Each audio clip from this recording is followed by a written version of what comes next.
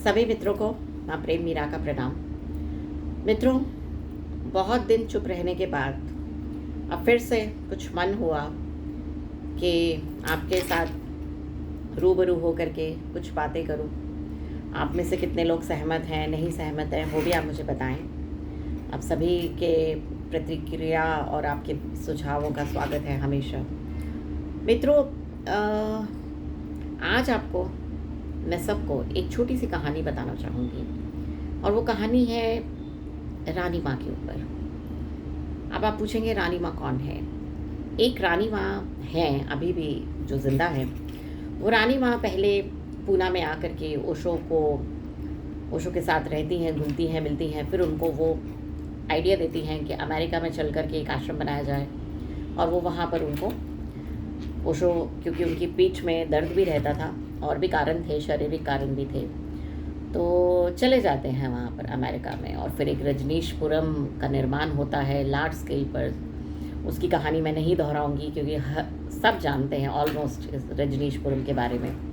रजनीशपुरम कैसे डिस्ट्रॉय हुआ, रजनीशपुरम में क्या हुआ, ओशो को कैसे जहर दिया गया, ये सब सभी जानते हैं ऑलमोस्ट। तो उसके बारे में कभी और, फिलहाल रानी माँ पे फोकस करते हैं। तो वो जो रानी माँ थी हैं, रानी माँ ने वहाँ पर आश्रम में जो भी कुकृत्य करे, उनमें से कुछ लोग वहाँ पे, कुछ लोगों की हत्याएं हुई, ड्रग्स, ये वो बहुत चीज़ें वहाँ चली आश्रम में, ठीक है ना। अब उसका वो कोई भी रीज़न देती हूँ उसे, वो मुझे नहीं पता, वो एक अनदर विचारणीय टॉपिक है। कभी रानी माँ अगर हमें रूबरू आकर बताना चाहें तो रानी माँ के ऊपर है। फिलहाल फोकस इस पे करते हैं कि रानी माँ ने किया क्या क्या, ठीक है।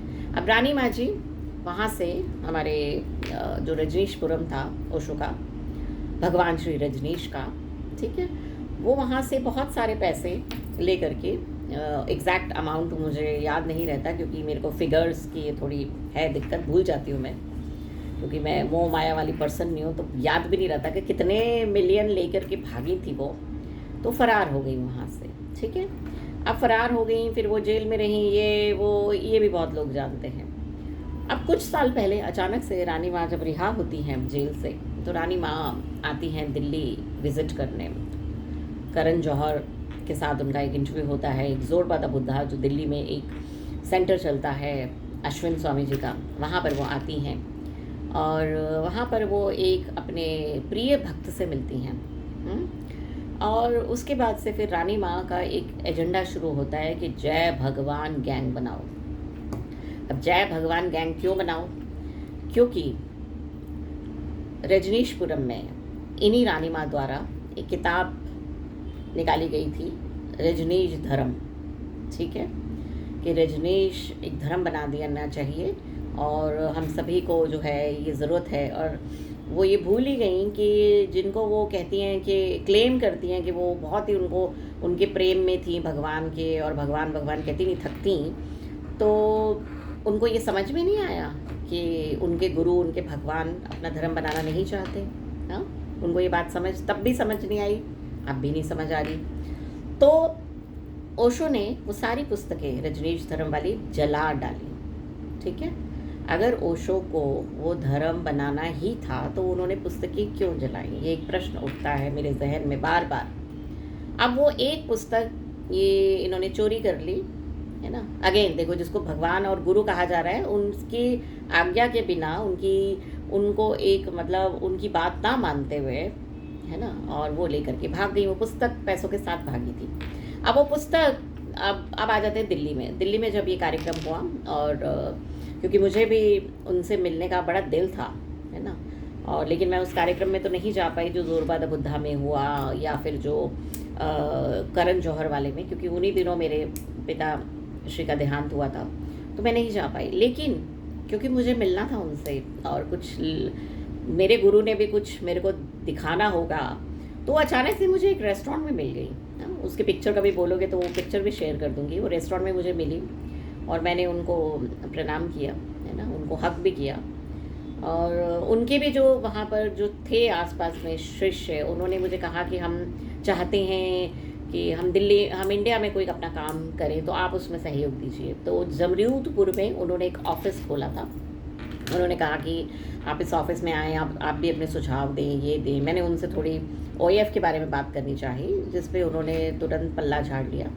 तो उस पे वो कोई बात नहीं करना चाहती थी, राइट।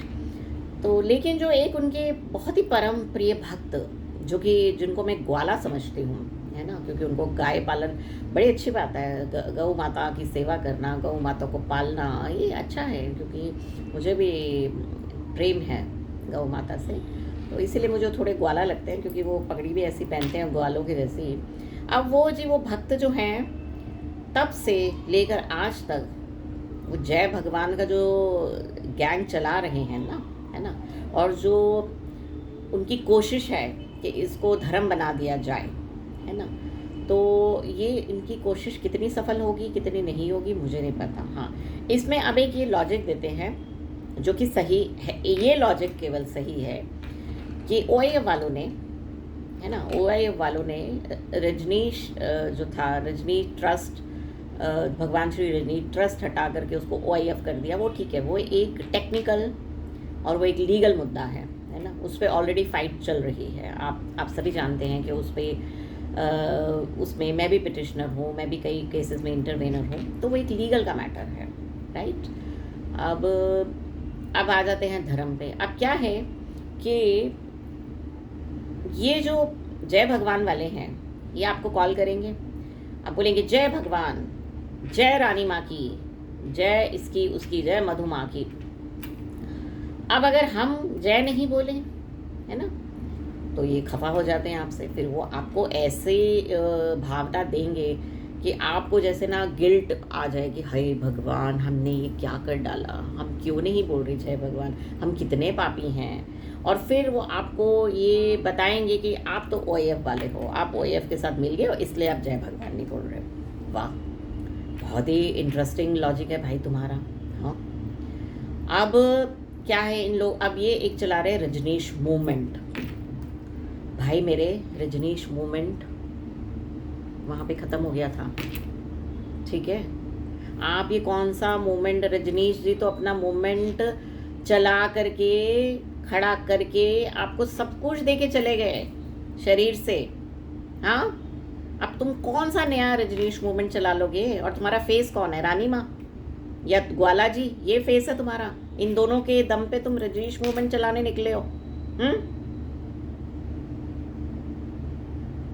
और बार बार इनके द्वारा अलग अलग नंबरों से मुझे कॉल आएगा। मैं कितनी बार तुमको ब्लॉक करूं मेरे भाइयों, मुझे बख्श दो। मुझे तुम्हारे मूवमेंट का ना तो हिस्सा बनने में कोई इंटरेस्ट है, ना ही शौक। तो कृपा मुझे तो माफ़ करिए, forget me and forgive me कि मैंने कभी आपसे बात करी थी, राइट।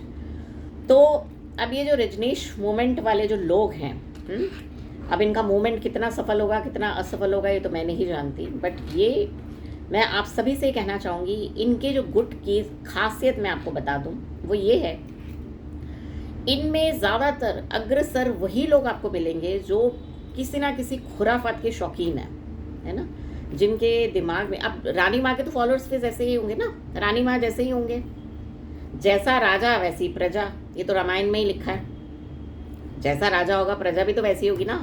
तो यहाँ भी वही हाल है। अब वो प्रजा जो है वो कहीं ना कहीं खुराफात करती आपको मिल ही जाएगी।